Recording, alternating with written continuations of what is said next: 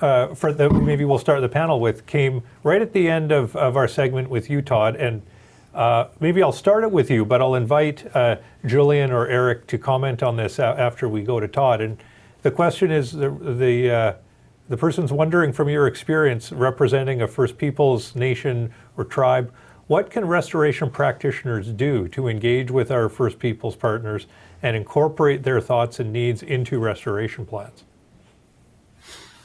This is definitely one of my soapboxes. So again, pull the hook if you need to. But I think a couple of things. Building relationships with those Indigenous communities is critical, and to do that, you have to operate at the speed of trust, which doesn't often fit into a one-year grant deliverable cycle. So we have to kind of recognize that. I also think we should get away from the term engagement. Here in the States, engagement means, hey, here's our project, it's out for public comment, what do you think? And I think we need to try and move towards meaningful partnership, which is going to an Indigenous community or other community that's been in a place for a very long time and say, hey, we're thinking about these types of restoration projects, and we know your community has a wealth of information and that would help inform and make this a better project, and also integrate your concerns and goals from the earliest of design phases. And I think those are the kind of partnerships that are so successful, where things like traditional scientific or Indigenous scientific knowledge and concerns over protection of sacred viewscapes or other culturally significant pieces that are built in side by side with trying to restore a sediment regime in a delta. Those are the types of projects that are really successful. So I guess my advice is make sure you're trying to foster those relationships. And in our case in the States, where an agency sends a letter to the honorable chair, that's often the least successful way at building relationships. That letter is going to bounce around for a week before it finds my desk or the appropriate person's desk. And so for folks that are working in the salmon restoration or other restoration fields, I think it's trying to make connections with the guardians, with your natural resources staff up at First Nations, and starting to talk collectively about how do we collectively manage this landscape for the betterment of all communities. Well, I think as someone who doesn't have a lot of exposure or experience to the Washington situation, everything that you're saying resonates very much with the context we have here in British Columbia. But Eric, did you want to add any commentary or thought to that question and Todd's response? Yeah, I mean, like you said, so much of what Todd mentioned really resonates. I think one thing that has come up with some of our projects is, we've received some feedback from First Nations that they don't want to hear about a project after we already have the money for a project. They want to talk before we submit the grant application. They want to be part of the idea. And so that gets to Todd's point about relationship building and ongoing conversations. I know, for Ducks Limited Canada, we've been around as an organization for about 85 years and have some baggage associated with that, how we've done projects in the past, and we tend to like to lead projects. But I know, kind of talking with other colleagues in BC, we kind of see a role in the future of, instead of Ducks leading projects, the nation's leading the projects and Ducks playing the supporting role, essentially. So kind of shifting our role within these projects, I think, is something that we need to look at as an organization, particularly as different nations build capacity to be able to take on certain restoration projects.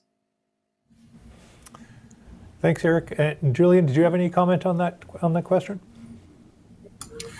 I think both what Todd and Eric were discussing are pretty much encapsulates my personal viewpoints as well, in terms of kind of like forming relationships with First Nations before you even go into submitting a proposal to get work done, and making sure that they are involved in the planning process as early as possible, right at conception.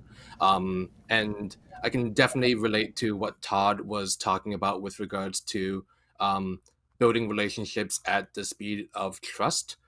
So when I set out to do my own master's research across the 8 estuaries in Vancouver Island, I personally, had to establish first contact with a lot of the local First Nations on which, their lands that I would be doing the research on. Because especially in academia, there's so much of an extractive element where, people will show up, collect their data and then leave, but not necessarily returning anything of substance to the nations who granted permission to be working on those lands. So that like amount of showing earnest intention for reciprocity, I think is really important as well. Well, thank you, for all of you. I think that was a nice way to start our afternoon panel, and a nice connect from Todd's presentation to having everybody back. So I'll turn to Byron to lead the next question. Thanks, Jason. Again, sticking with the interest shown in the Slido questions, I'll look at that first question at the top of the list there about whether or not you, in your experience, can share ideas or approaches on how best to bring all the information together and build momentum for undertaking these kinds of actions. Is anyone interested in leading off on that? Show of hands. Thanks, Eric. Yeah, well, my first thought is that Sturgeon Bank Marsh Accession project that I mentioned, and the 12-year process that we underwent. It's for, I guess, a project like that, it takes time, and so and the path forward is often unclear.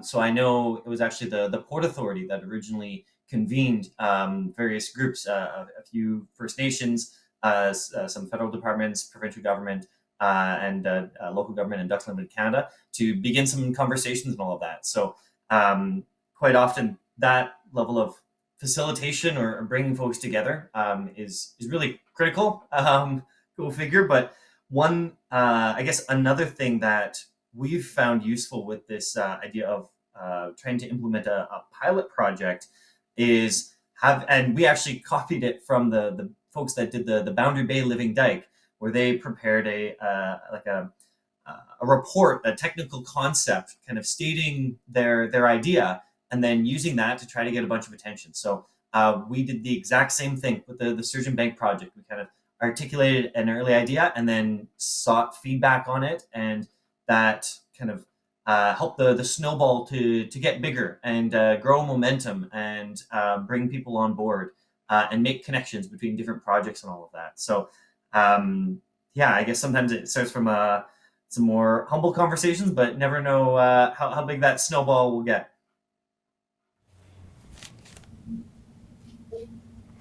Great. Thanks, Eric. And I'll look to Todd and Julian if you have anything to add in terms of strategies to sort of help make the 12-year process that Eric spoke about maybe more efficient, or if you have thoughts to share on that. Well, maybe not on the more efficient side. Eliminate all the permitting requirements for restoration projects. I don't know. But I was going to add that there's a bit of a movement here to really focus on trying to find a way to match our Western-based Excel science with that Indigenous knowledge. And so I think, as you're convening projects and things, actively look for ways to learn from the people of the indigenous communities of an area and use their knowledge to help inform the project. And the specific example I think that's recently been really successful here is I was part of the formulation of the new floating kelp canopy indicator for the Puget Sound Partnership, which is the entity that governs Puget Sound recovery. And these indicators are how they sort of judge progress from year to year. And we were able to incorporate indigenous mapping data from tribal citizens that, between a couple of members had over 100 years of fishing experience, and sent one of our employees from DNR, who's a Samish citizen, home to those two people with a chart and two markers. And for the next few hours, they drew where they remembered kelp, and we were able to then utilize that and digitize it and look at it in comparison with aerial photography. And while we couldn't say, look, here's an acre to acre, comparison, we certainly could point out areas where they remember extensive kelp and now there's none. And so a recognition that information handed down from generation to generation is based on the same powers of observation that modern day ecologists use. It's just transmitted in a different way than our GIS based or database based science.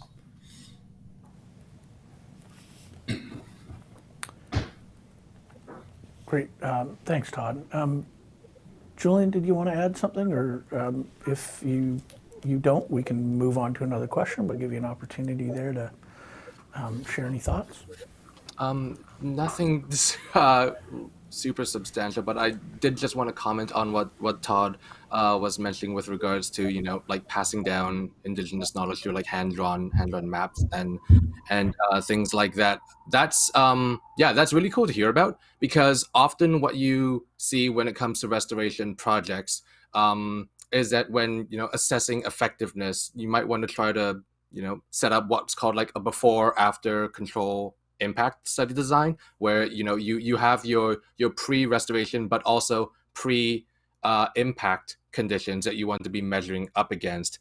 And oftentimes when restoration projects are undertaken, we aren't able to see what the environment is prior to, say, for example, putting in a dike or a barrier, because that happened 50, 60 years ago, and there's no ecological record of what those conditions are like. And I think that it's a really great opportunity to be able to pull on that indigenous knowledge, being stewards of the lands for millennia, and incorporating that into formulating some of these baseline conditions. So just wanted a quick comment on what Todd was mentioning there. Really cool to hear about. I'm going to just, I guess, use moderator's prerogative here and ask a question. Based on the intended specialization of subject matter focus of the workshop today, which is around estuary and nearshore marine habitats. And I'd say in my experience and observation, most of the time when people talk about habitat restoration focusing on salmon, it orients towards a freshwater environment. That's where most of the effort happens. And I'm wondering if there are any particular issues or concerns or differences that any of you might flag or highlight, or opportunities for that matter, that stand out to you as being particularly special or different when you look at your experience and observations for marine and nearshore marine and estuaries versus what I'd say the critical mass of a lot of restoration effort seems to be focused on the freshwater habitat. So would anybody like to go first in terms of sharing any thoughts or observations on that question? Sure, I'll take a crack at it. Sure. I think in our case, the Sailor Sea is such a beautiful place, and as your normal, just everyday people are out on their boats or hiking the shoreline or whatever, it looks like it's in great shape. And a lot of the problems are a little more hidden, unless you're actually looking at historic, aerial photos over a time. You're probably not going to recognize that river delta is shrinking or being sediment starved or being overgrazed. So I think a lot of it is a challenge is educating, the local shoreline owner et cetera, about what's happening, because it's not as evident as a river erosion, or there's supposed to be trees here, but there aren't any. It's just a little bit more subtle, I think, as far as visibility goes. That's a thoughtful perspective. It makes sense, but it's actually something I hadn't thought of. Eric or Julian, would you have any further comment on that? Go ahead, Eric.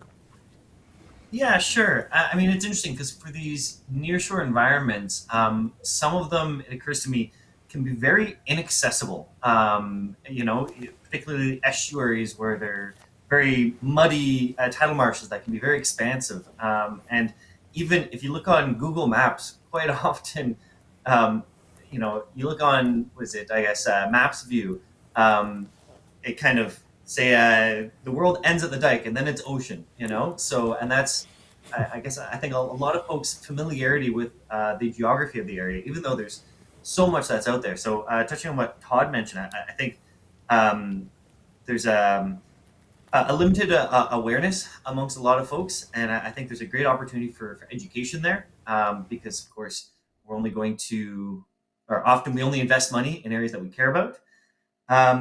And then the other thing that I'll just say is kind of a drum I've been banging on for a while is with estuaries and nearshore environments, when you restore certain habitats, there are specific ecosystem services such as coastal flood protection.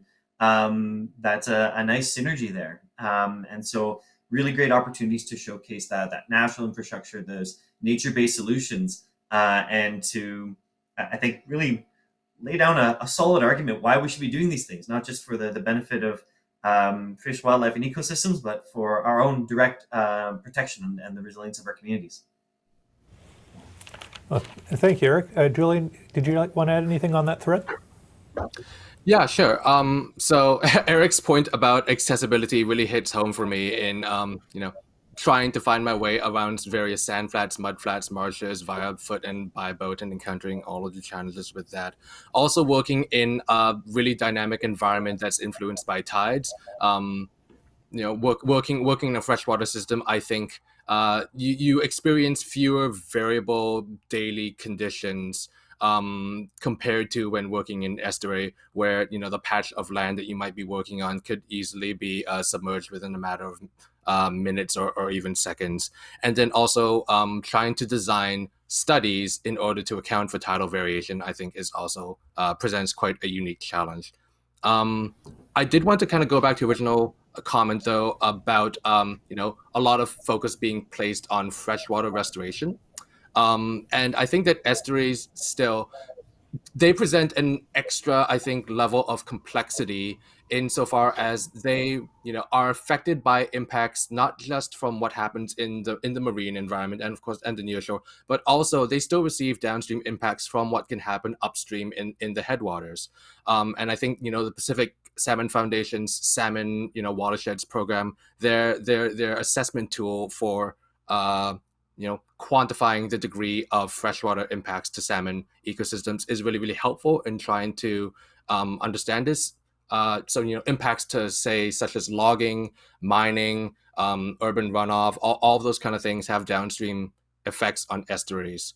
A personal anecdote, when I was working in the Tlaxiwi estuary, and speaking to some of the natural resource managers there from the Kwagyo First Nation, they were commenting about the impacts of forestry and the amount of sedimentation that had been introduced into the estuary that significantly raised the profile of the river. So what a river that used to be dozens of feet deep ended up becoming significantly shallower over time due to forestry impacts. And so working in estuaries and doing restoration, I think ultimately needing to also be considering still a lot of the freshwater influences. So that means that in that watershed, they're actually already ready for sea level rise. Is that right? Sorry, I was joking. I want to be really careful not to say, yes, that's great, let's go do that. But I couldn't help myself. Maybe before I get myself in any more trouble, I should go over to Byron. Thanks, Jason. I'll look at to the Slido there, and I see a question from Nikki Wright that looks like it was mostly targeted towards Todd, and that concept of when do you sort of start to consider retreat, and maybe try to broaden that out a little bit to how in your experience working in these nearshore areas and estuaries, how are there evaluation frameworks that you would look at to sort of help consider when you just might not be able to do restoration or shoreline protection and be looking towards that other alternative, and how there's all kinds of political, social, and cultural things that come with making a sort of mind shift to that. But in terms of being restoration practitioners,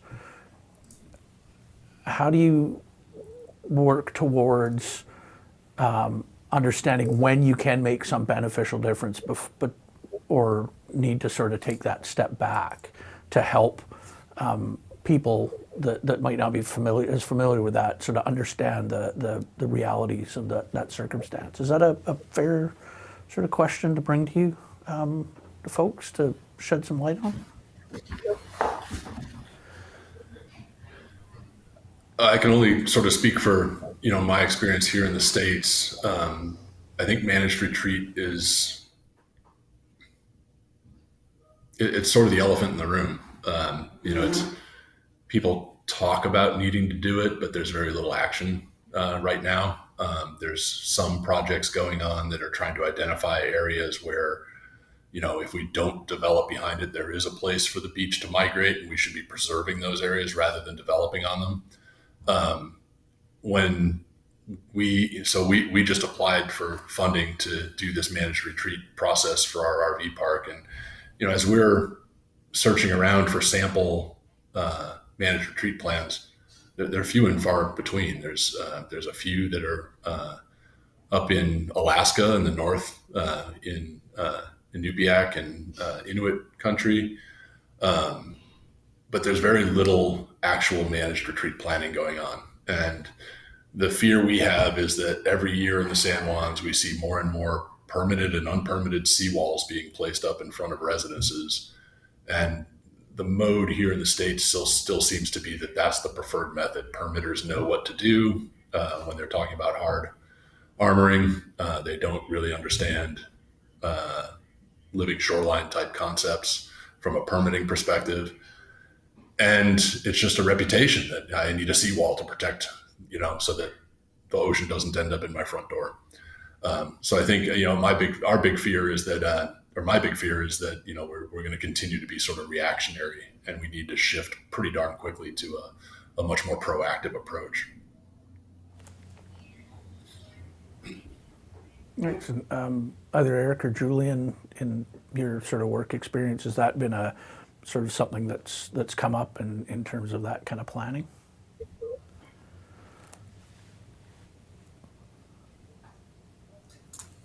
Yeah, certainly. I share the same concerns as Todd of us continuing with the reactive approach in that respect. We even looking at some examples of recent disasters and floods that have occurred. We just have such a default response to just restore the dike, build up the dike kind of thing. But in a place like the Fraser Delta, I think we're going to have to make some pretty hard decisions longer term when it comes to managed retreat. And ultimately, I think it will come down to leadership. And I think given our political cycle, there's not really incentives for, say, local governments to commit to, expropriating large amounts of land and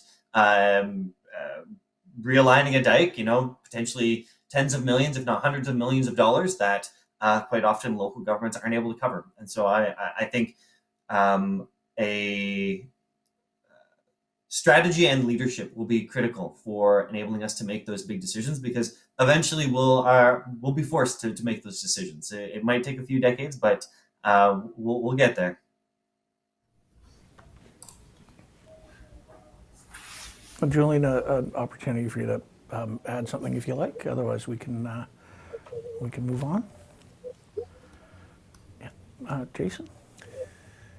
The next two, I think, at the top of the Slido, or there was one. Maybe I moved it by accident. There was one for Eric, I think, around how we can be successful in light of sea level rise when you can't move the dike in the face of things. And then there's one for Julian that's similar, but it in particular is also highlighting private property ownership adjacent to estuaries, and that affecting our ability to remove or decrease constraints such as dikes.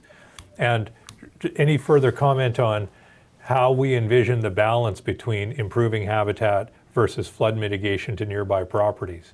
It's, I guess the way I look at this is we can have the science and we can have the opportunity, but how do we then put it into the applied socio-political context to make the strongest case we can that this is the way to go? So Eric, I'm acknowledging that you were commenting on that as you wrapped your response to the previous question.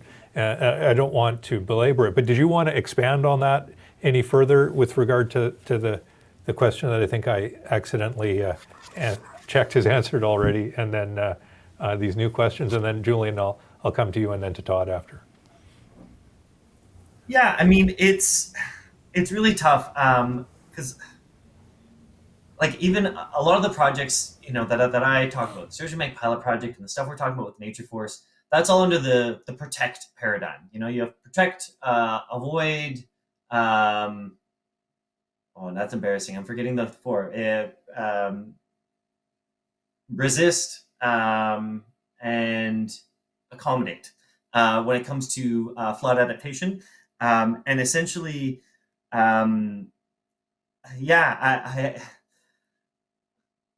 it's really difficult to find the space for nature given the pressures out there. I mean, you even look at the laws, the way that they're written.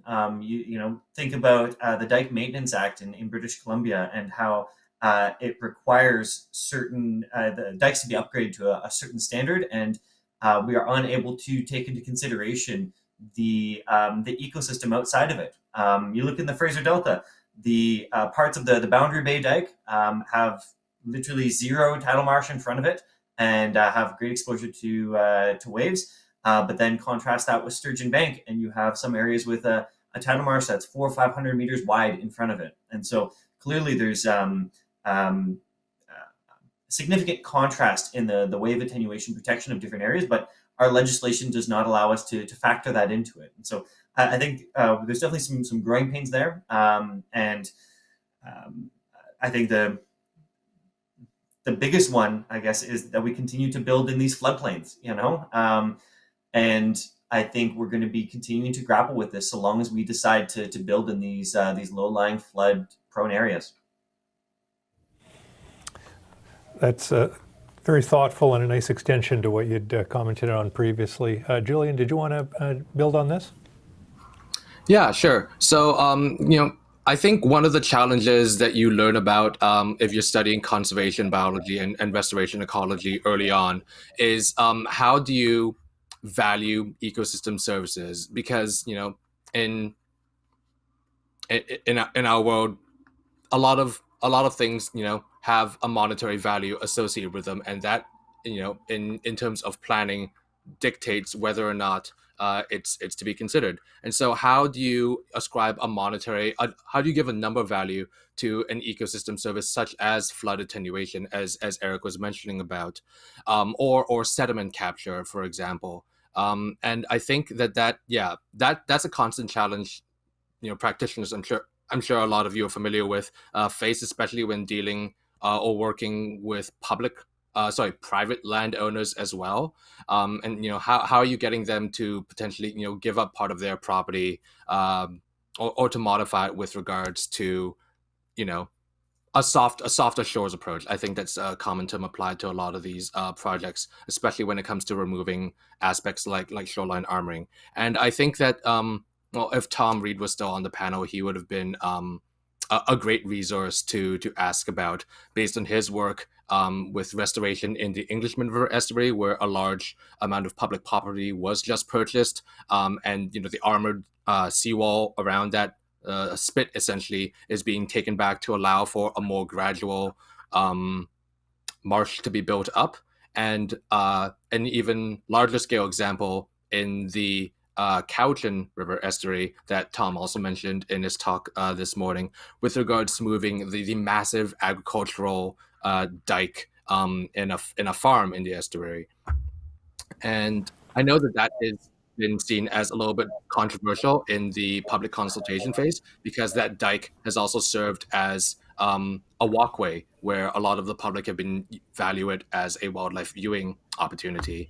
But then it's a balance of, well, by removing the structure, what are the potential benefits gained with regards to allowing more establishment of tidal marshes and aspects like that. So I think when it comes to working with both like policymakers as well as the public, is to be able to kind of, I guess, upsell the values of some of these various restoration projects to mitigate what might they be seeing as a loss of land. Connection between your talk this morning and how things have evolved this afternoon. Todd, would you like to add to that thread at all? Only that there's a conference every year that has been going on for at least a decade here in the States, and it's all about trying to quantify ecosystem values and assign those dollar amounts. So it's such a tough question. I don't know how much progress, but it's so important, because when you're being asked to invest all these federal dollars in restoration work, you do sort of need a what is the bang for the buck sort of thing for at least a portion of the community whose tax dollars are being spent. And then I won't even get into how do you value the cultural values of an ecosystem. We'd be here for weeks.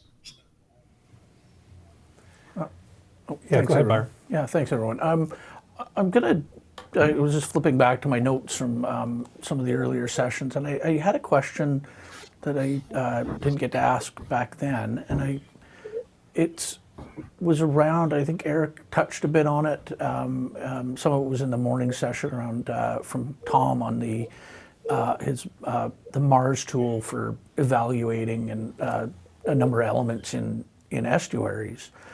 And I know, Eric, in your talk, you mentioned it, and the idea of, well, in the Fraser estuary, for example, we've got like obvious things we could do. So is there a need to do some kind of a rating exercise, or just, get down and get the shovels out?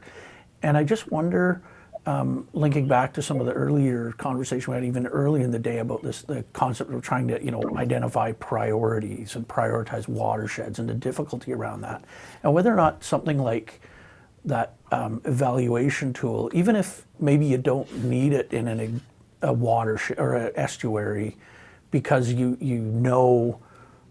fundamentally, here's where we're going to be doing some work, and we don't really need to do that type of structured evaluation, whether or not there's still a benefit to doing that, to allow maybe not a prioritization across watersheds, but at least that broad comparison, so that we collectively have a bit of an understanding of what pressures are where, and what things are being effective where, if we had that sort of framework we're applying across, even if it wasn't necessarily all that important or critical in one given estuary, it might help inform that broader network. And I just look back to the map that Tom had of the 15 estuaries they're monitoring, and some opportunity for 5 more, I think he said, and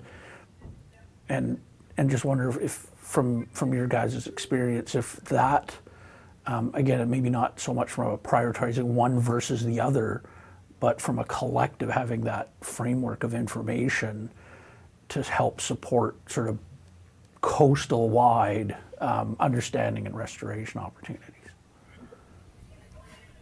Eric, please. I may take a stab at that one. Yeah, I mean, that sounds great. I mean, if DFO wanted to give me money to go out and implement that, I love that. And I see great value in it. To an extent, I wonder to what extent, it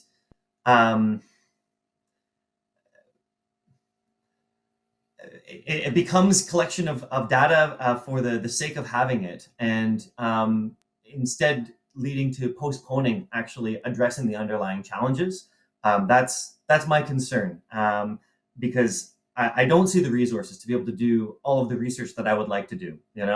Most of the funding that's available, the big pots of monies to go out and do restoration, or I guess the other aspect that I'll touch on is that MARS, it's a tool for looking at relative marsh resilience and prioritizing restoration actions based on that. But there are other parameters that we may wish to consider to assess priorities for restoration or for supporting resilience of these ecosystems. For example, cultural values, but also, as we've been talking, coastal flood protection benefits. So I don't. I think MARS is looking at it from one lens, but I think that there are other values in society that really should be factored into the decision making for identifying and prioritizing different sites. And so some sort of tool would be helpful, but I also am hesitant to kind of endorse an abstract tool at the risk of that distracting us from actually going out and doing these projects and getting them done, because sea level rise in particular is going to hit us like a tidal wave, as a society, faster than we realize. Yes, we have some time now. I haven't personally noticed a change in sea level during my own lifetime, even though I do know that the data says that it has increased. But I just worry that it can become a distraction, or it might not capture all of the values that we have as a society. Great, thanks. Yeah, and I appreciate that. And I wasn't intending to sort of push it as this is a need to do, but just more getting the idea. And I completely see the concern around analysis paralysis and not actually getting things done, being like you say, we're in the face of it and we need to do work. But just wanted to explore that a little bit more. Maybe look to Todd or Julian if you have anything to add to that. And if not, well, that's great. No need to put me on the spot. No, that's okay. I think for me, any kind of sort of region-wide or global analysis tool or something, I think should be couched in trying to determine the effectiveness of local efforts. Right? My worry is if you're doing some sort of categorization through a modeling tool or whatever, that as a way to focus where restoration is happening, by that very nature, it's eventually going to become a prioritization exercise and therefore exclusionary to many groups or folks that aren't in those absolute focus areas. So, here in the States, if you were really only looking at salmon, there's, the Columbia and the Skagit, basically those two, that's where everything should be done because that's where the most fish come out of. But that would, then eliminate a large number of folks that are doing great work in smaller watersheds that are helping to feed orca. So I think that's where I get nervous about these tools, and the partnership has wrestled with this as well here in the southern part of the Salish Sea on how do we focus our dollars to make sure we're getting the biggest bang for our buck. And I think, asking that question, you automatically have to immediately turn around and say, who's going to be the judge of that and who's going to decide what's important and what's not. And for a community like Samish, does that exclude us from the table? Thanks very much, Todd. Julie? I think it's a common trend in science to find ways of generalizing data. How do you take data gathered in one place or several places and expand it out so that it can be, more applicable as a theory? And while I recognize, there is value in trying to be drawing some common trends, as Todd mentioned, ultimately, when we're trying to enact restoration, it's inherently a place-based practice. And so, you need to be really considerate of all of the local implications. And so, there is value in something like the Mars tool, I think, in being able to look at trends on kind of like a broader regional scale. You have to be careful that you're not excluding the work or the value that's happening in other communities and other systems that may not necessarily be reflected in the monitoring metrics that you have chosen to assess priority. So I think that kind of encapsulates the point that I was trying to make there. Okay, we're getting close-ish to the end, and really appreciate our panel members here being with us. I'll go to the top question on the Slido, and I'll maybe, as I tee it up, see if you could maybe give us the briefer version of your response on it, just in light of where we're at in the day. The question's from Scott. Thank you for a useful question, Scott. Byron's laughing. How would the panel recommend moving from form-based restoration, such as building a beach, to process-based, so something like mimicking a feeder bluff, and then allowing natural process to restore the beach when we're looking in particular at foreshore and estuary restoration? So Eric, I might just point to you at the start, because I think some of that's woven into the project examples that you touched on, but see if you have any sort of shorter strokes comments on that question from Scott. Yeah, I mean, context matters. Place-based restoration, that matters. What's possible, what's feasible, what's appropriate, but also the source of the funds. I think for these works. So if your source of funds is from, in my instance, from this BC Salmon Restoration and Innovation Fund, there's a big innovation mandate there. But if your funds for such a project come from compensation, then you're required to get a particular outcome. So I think that is a huge factor in these projects moving forward. Thanks, Eric. Todd, do you have any thoughts on that question? Yeah, I think it's going to have to start with really understanding where are the areas where processes are still functioning at least close to normal and preserving those areas. And then I think it builds into that whole sea level rise managed retreat concept of, as certain infrastructure must be removed, what is going to happen? Or, are we just going to, we're going to just tear down this house, but we'll leave the very next one? Or is there an opportunity to bring natural processes back in as a reaction to these things happening, or before these things happen, if you have the opportunity to acquire properties, on the state or provincial level and set it aside. But yeah, I think it's all intertwined with working with communities on their shoreline management plans, or whatever the equivalent is up in Canada. Critical areas ordinances. It's being involved and insisting that climate change and sea level rise and natural processes be factored into those codes. All right, and Julian, any thoughts on that question?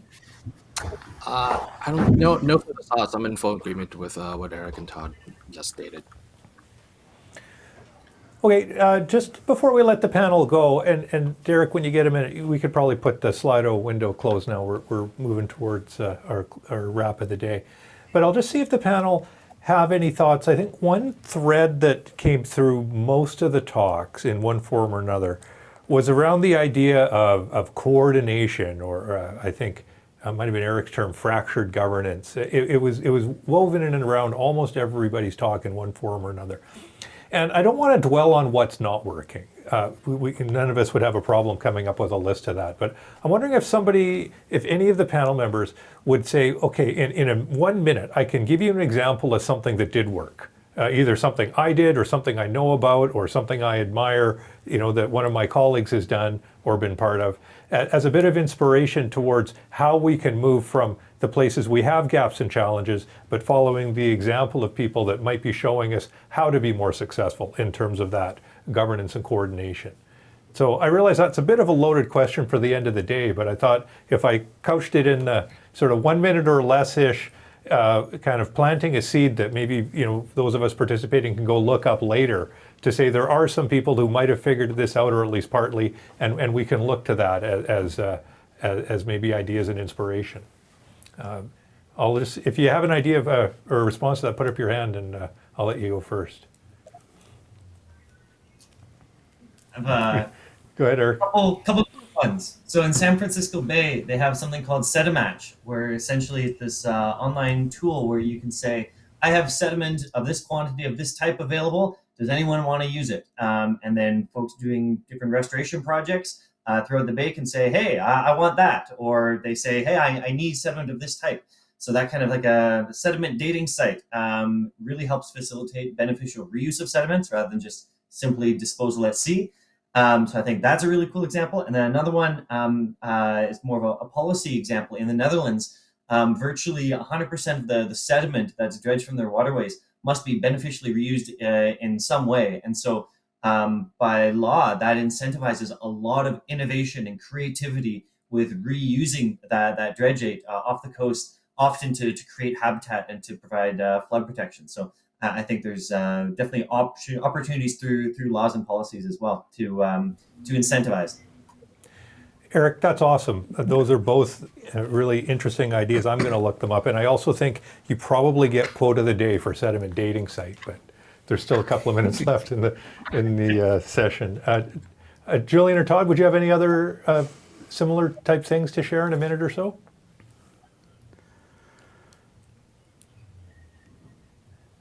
I feel like we've been going in the same order each time, so I'm kind of pausing a little longer to see if Julian wants to go first.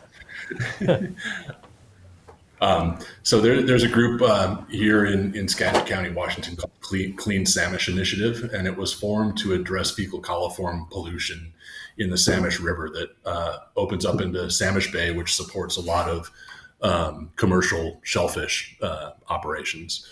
And so every time it rains and the river rises a certain amount, they automatically close those shellfish beds because they know there's too much fecal coliform coming down the river. So this group was formed, and they got all of the stakeholders. There was tribal input. It's run by the county government at its lead, but they brought in farmers. They brought in the shellfishers. And that meant we all had to sit around a table with people that we didn't necessarily see eye to eye with. And the one thing that was set really early on was that we would all do that with respect. And I remember a very big watershed moment when the shellfish farmer looked at, the dairyman and said, look, I get it, right? I'm a farmer too. I'm just on the other side of the dike. I can't do something that's going to put you out of business, but you can't keep sending pollution down that's putting me out of business. And, it started this whole process of trying to identify and control source, education. It launched out into people there was, public funding for people that needed to get their septics fixed.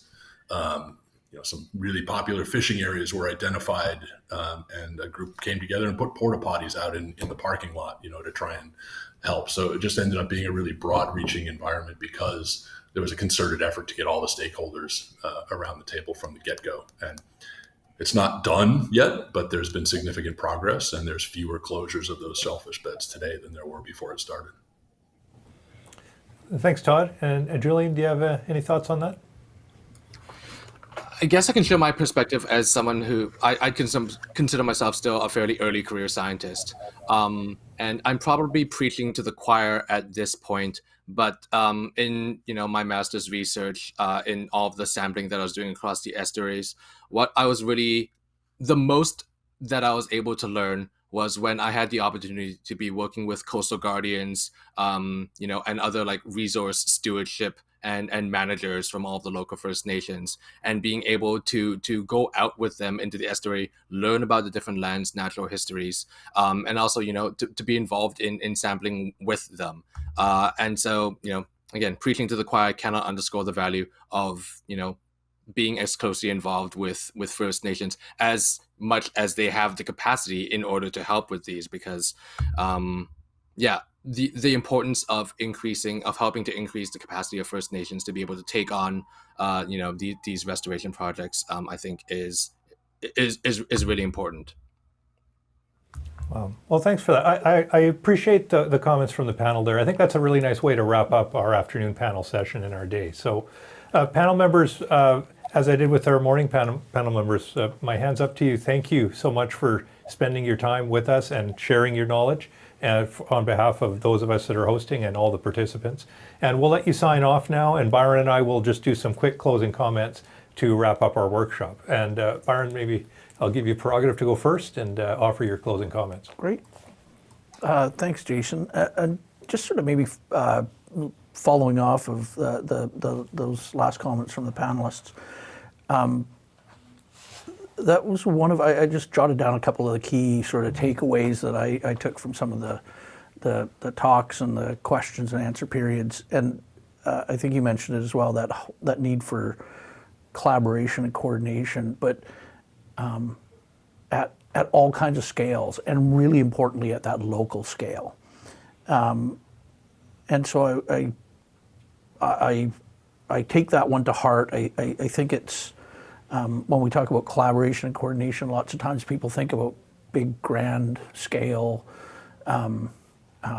broad regional type things, which have a place, but making sure that we're not losing that link to the very local scales where we're trying to actually affect change.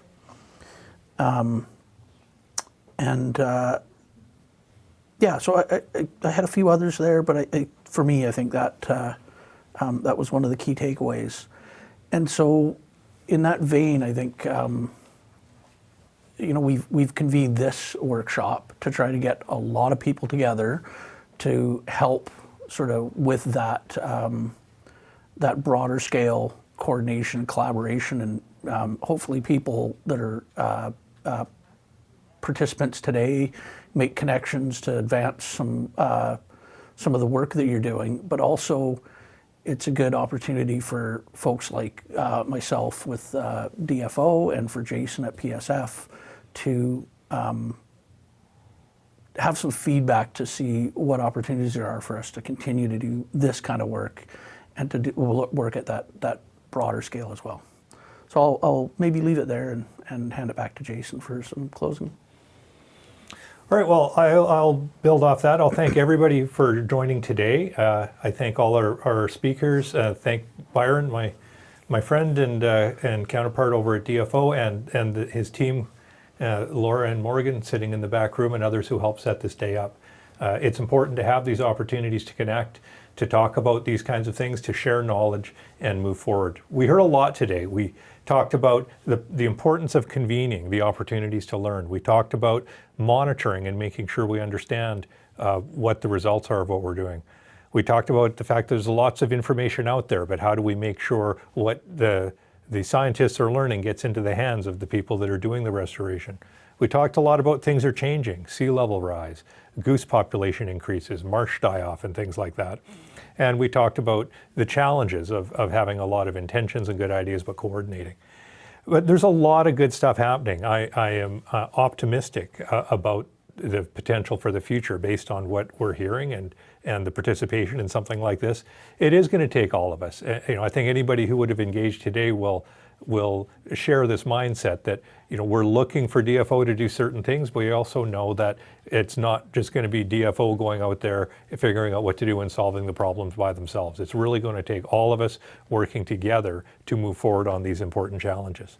And so with that, I'd like to thank everybody for joining us today.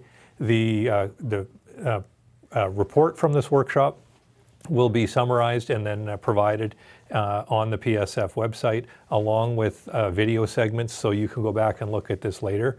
A reminder again that there is a survey asking for input on your interest in subjects for future sessions, and we will take that collectively and hopefully be able to continue these into the future. So thank you everyone for joining us. I see we're a little bit over time, but enjoy the rest of your day and hope to see you soon.